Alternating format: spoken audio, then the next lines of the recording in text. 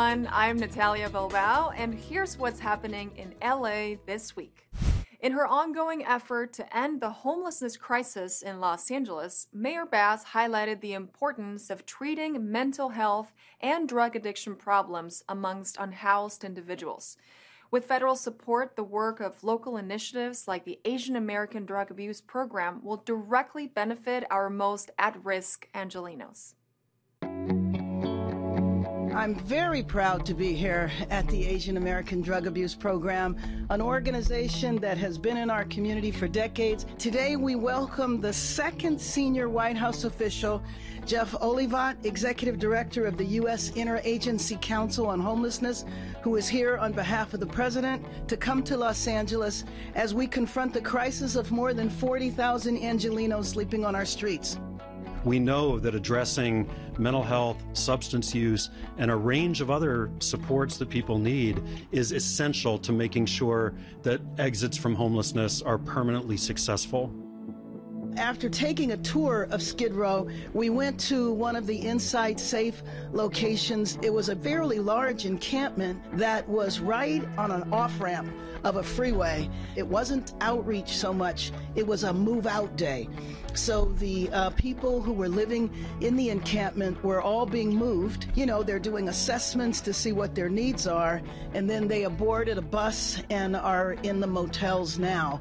Now that the encampment is moved, we need to make sure that it doesn't repopulate. So let me just say that oftentimes it is not just an issue of resources, it's not just an issue of housing, but I have said passionately all along, if we do not address substance abuse and mental health, we are kidding ourselves in our ability to end homelessness in Los Angeles. So that is why we are at the Asian American Drug Abuse Program, because we wanted to highlight and emphasize the need to have substance abuse treatment as part of the continuum of care.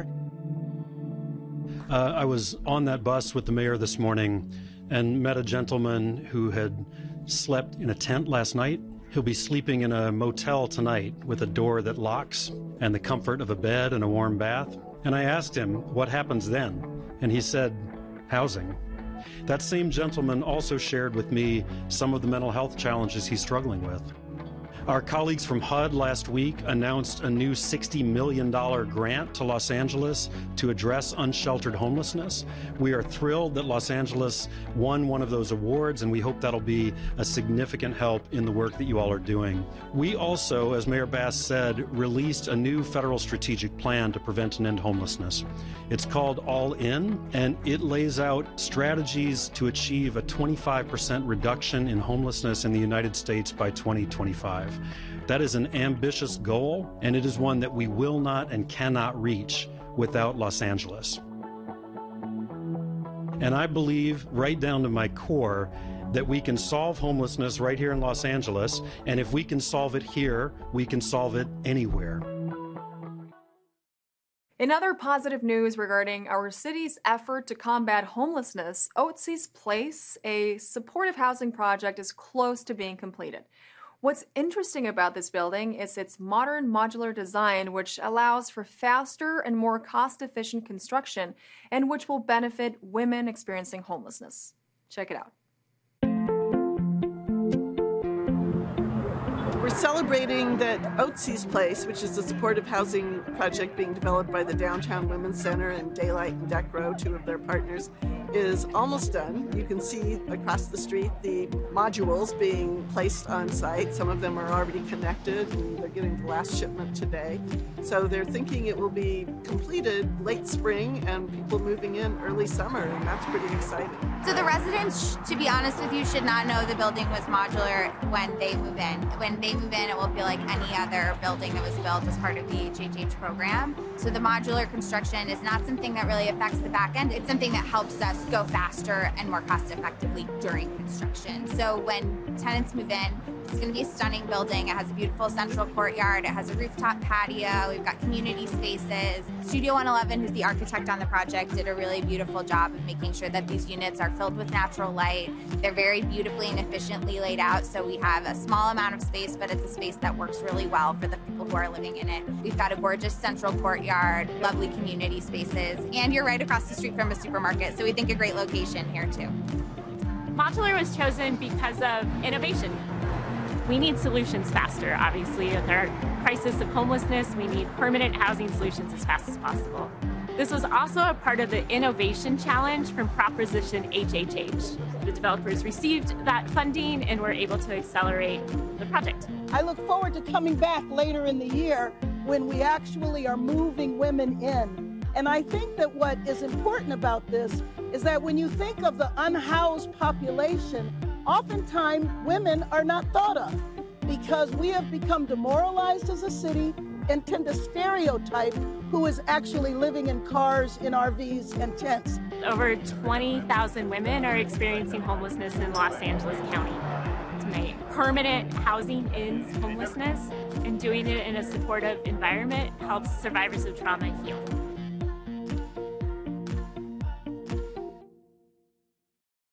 In approximately 1 year, some essential workers who can't afford to live close to their workplaces will be able to access affordable housing. The groundbreaking of the sink on Canoga, as well as the announcement of 3 other attainable housing projects, is yet another step in addressing the difficulties Angelenos face when finding a permanent home. We are here for the groundbreaking for 220 new units, 44 of them will be affordable, of workforce housing, the missing middle as we talk about. The essential workers here, the teachers, the nurses, the firefighters, they are essential to our neighborhoods, yet they can't afford to live in many of the affordable, subsidized apartments or can't afford to buy their home. We're very excited to deliver this and 3 others, 4 projects. They're all affordable and attainable housing. 20% are affordable, what we call a capital A. That means it's affordable, restricted to those making less than 50 or 30% of area median income. It'll be about a year, a little bit more, before they actually are going to be fully built. So we stand on dirt today, and a year from now, there'll be a beautiful building here, and it'll be housing Angelenos in an affordable way. I applaud these efforts. I think it's important to have this kind of focus and to put together these strong teams. And I think it's something very much that the mayor's office is committed to working with in the future to increase this housing stock and provide more affordable housing for our working Angelenos. The developer specifically chose this property because it is close to the dedicated rapid bus line.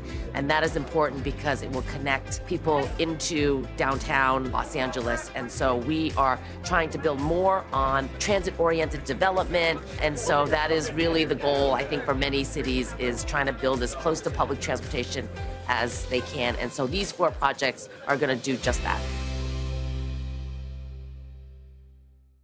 Finding time to relax and take care of one's own mental health is just as important as going to the gym or going to work. The recently opened Peace and Healing Centers are our city's way of offering practical spaces where people can come and relax, connect with others, and have access to a community place where they can recharge and heal. Take a look.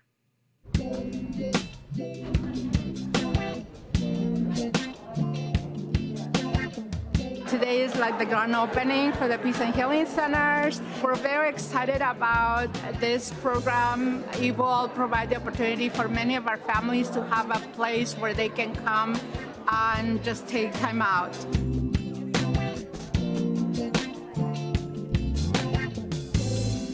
A lot of our community has not had the time to have time out from having to think about paying the rent, having food on the table for them and their children, or they just don't have the space at home because there are multiple families living there. And the Peace and Healing Centers will be able to create that space.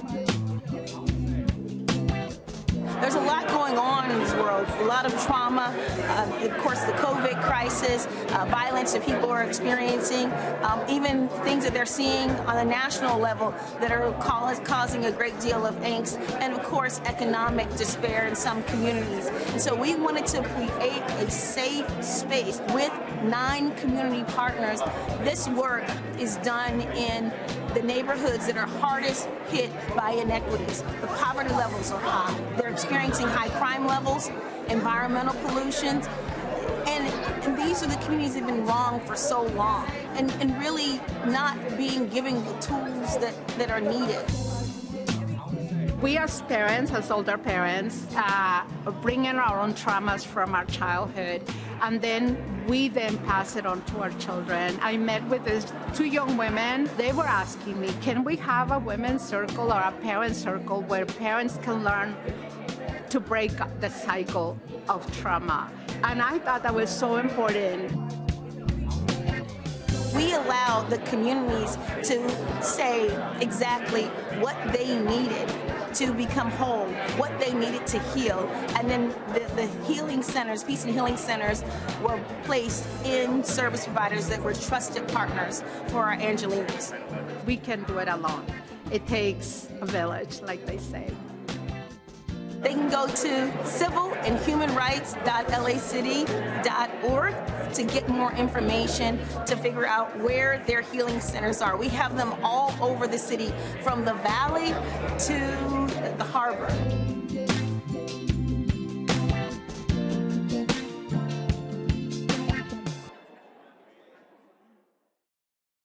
The Los Angeles Police Department holds its 3rd annual Good Trouble Walk. The East San Fernando Valley Light Rail project receives state funding, and the LA City Council approves tenant relocation assistance. These stories up next on City Beat.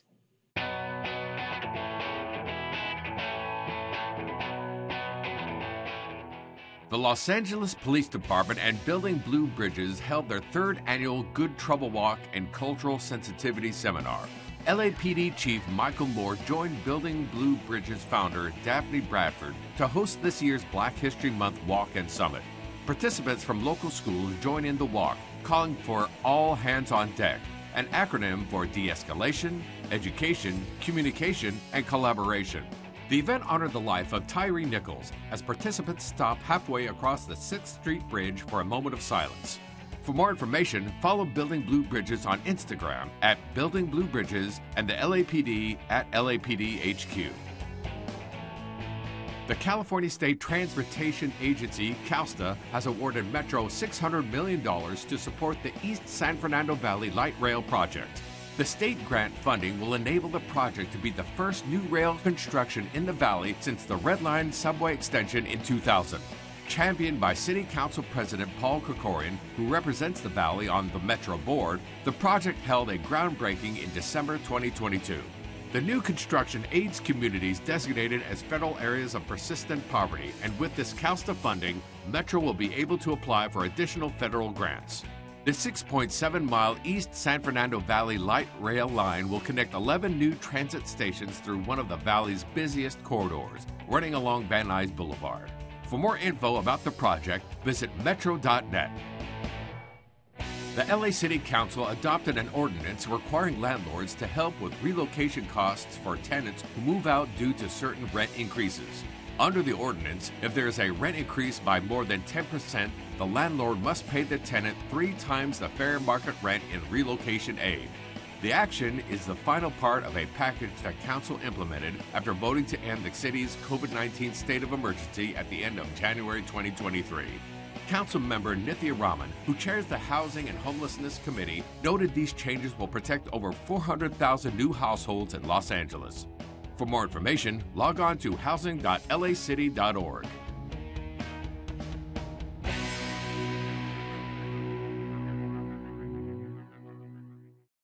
Who doesn't love a morning hike at Griffith Park? What about a run? Well, that is what many Angelinos recently gathered for, the annual park run to raise money for the LA Parks Foundation. Our Channel 35 fitness expert Monica Benjamin was also on hand to lead a group workout and share the importance of incorporating healthy habits to our everyday lives. Check it out. you guys excited to be here? Are you excited to run this race? Are you excited to cheer your families? Yes!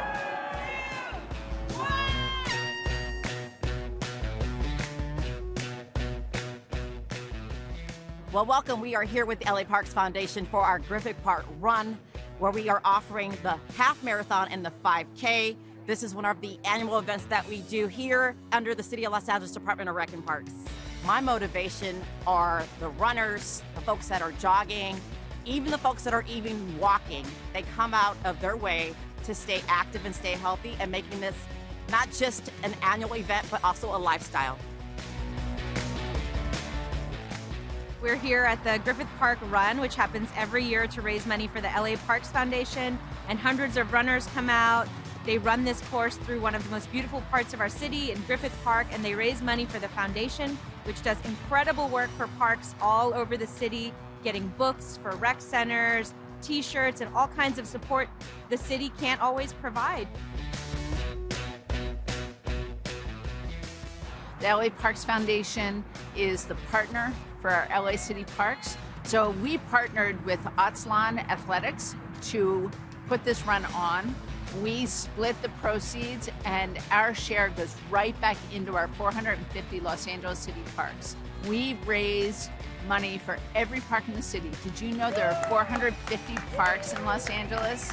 And we've raised $45 million in our first 12 years.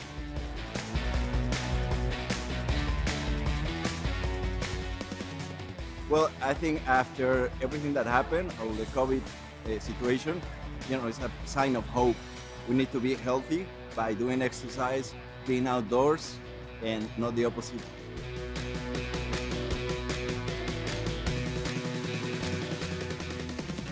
It's just a really exhilarating, fun event in Griffith Park. Who doesn't want to be here on a Sunday morning? I just hope that more people learn about the Griffith Park Run and participate next year.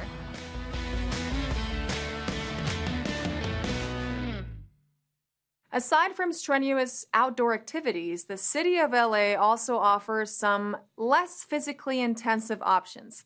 Stick around to learn about the LA Public Library's Quilting Club. In Los Angeles, people adopt pets and also trees. Channel 35 was recently at a community tree adoption event where people could learn about different types of trees and take home some of them for free. The benefits of having trees around your house are plentiful, from shade to cool off, to better air quality, to creating an overall greener LA.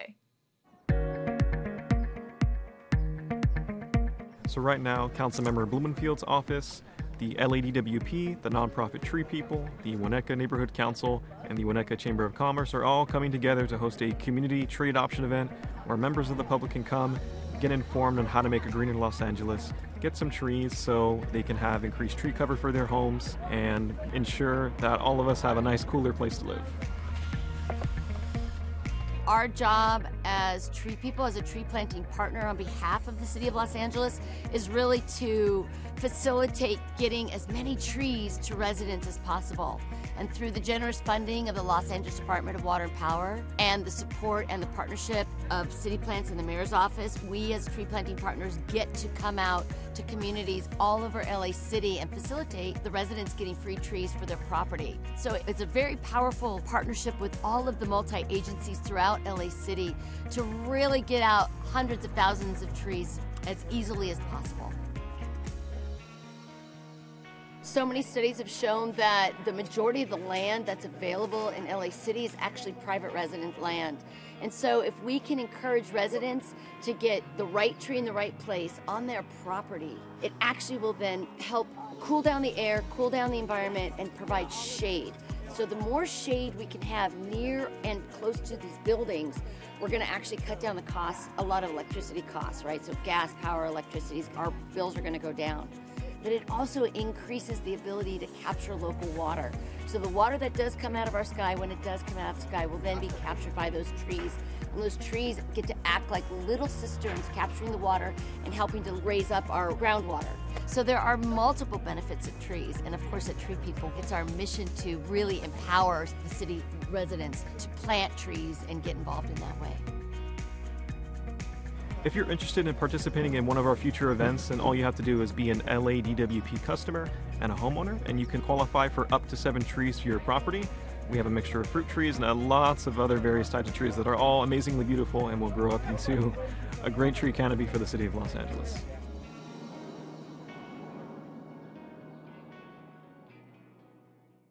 Did you know that the word quilt is linked to the Latin word culcita, which means bolster or cushion? At the Los Angeles Public Library, there is a quilting club whose members gather to stitch layers of fabric together, forming beautiful quilts. We had the chance to talk to some of them and discover what drew them to this art form. I didn't start quilting until 2000 when I retired from my job. And they had a class at the Boys and Girls Club. I took the class, and that's how I started. Well, I was retired, and I needed something to do, and I wanted to be active. I was in the book club at the library. I noticed that they had a quilting group. I went over there, and they were eager to teach me and told me everything that I needed to do, told me all the tools that I needed. So I bought all the things that I needed and came in there, and they showed me what to do. This is open to anyone that wants to learn how to make quilts on Tuesdays from 12 to 3. Anybody can join and at no cost, as long as you have your own sewing machine. All the ladies in here, we have tons of fabric. Tons of fabric. So we don't push that you gotta have fabric, but all of us can teach anyone coming into this class. And I've only been quilting for 5 years. So this is what you can do in 5 years. Mine is not perfect, but theirs are perfect. Anyone that's really interested and want to learn, we're willing to teach you. And once you learn it, you can teach it to your children and grandchildren. Pick some material that you like and get started. You get to meet people. It's all about fellowshipping and showing love. I think love is one of the most important things we can do, is show love.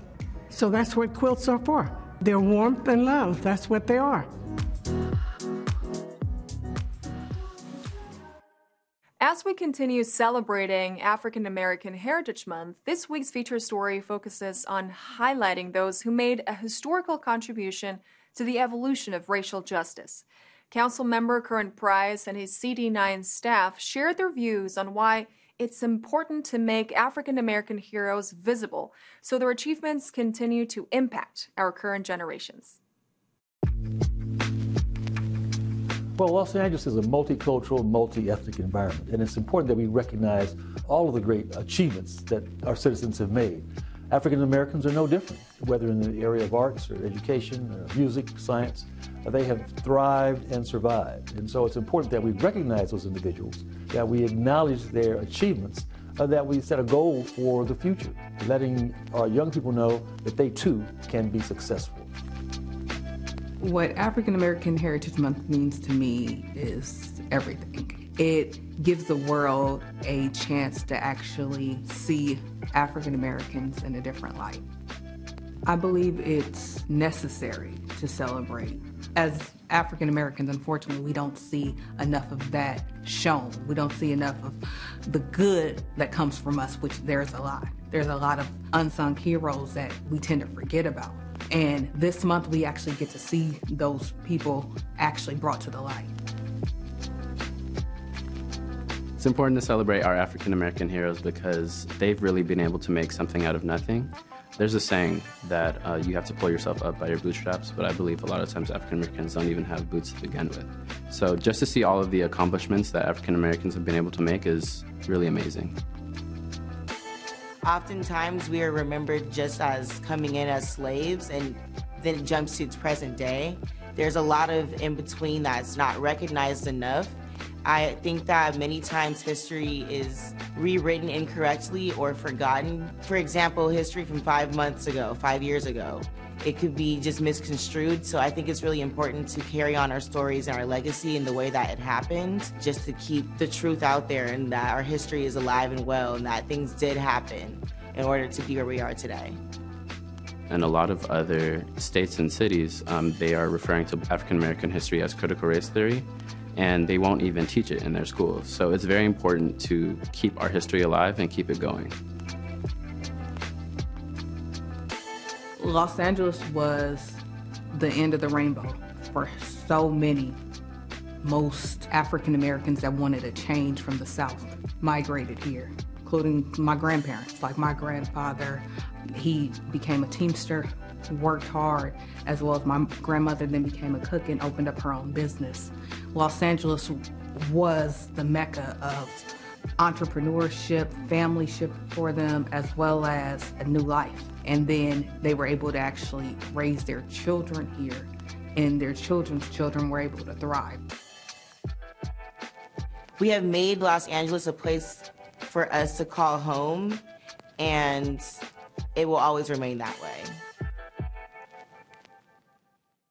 Attend the Justice Together Freedom Festival. Relive the historical Great Los Angeles Air Raid of 1942, or support endangered species by joining the Walk for the Wild. All this up next on Things to Do.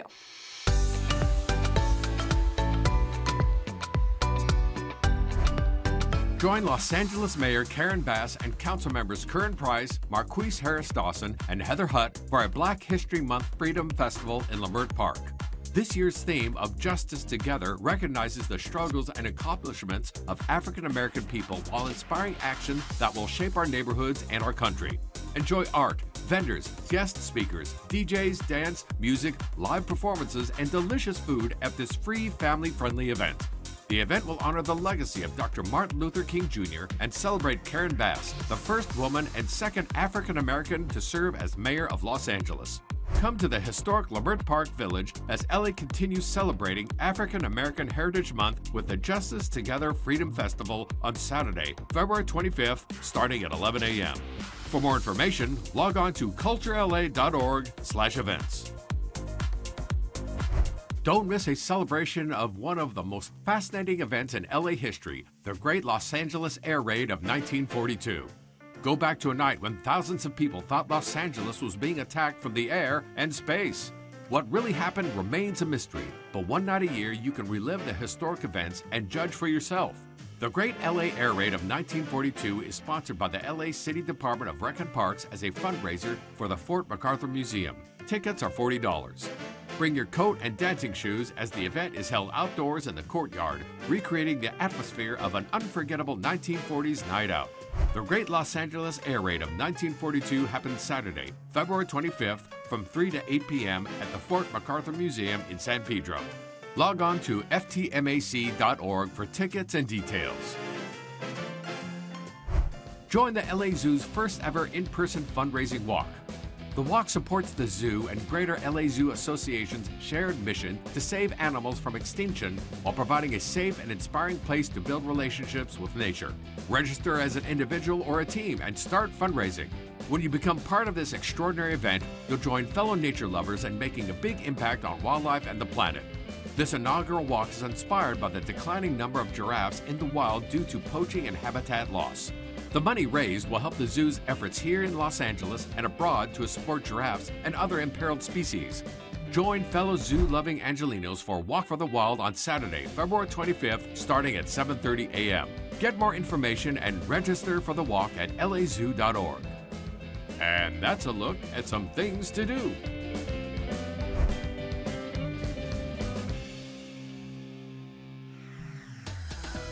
And that's it for this edition. I'm Natalia Bilbao, and from all of us here at LA This Week, thank you so much for joining us. A reminder that you can catch us online at lacityview.org, and we're also on Instagram, Facebook, Twitter, and YouTube.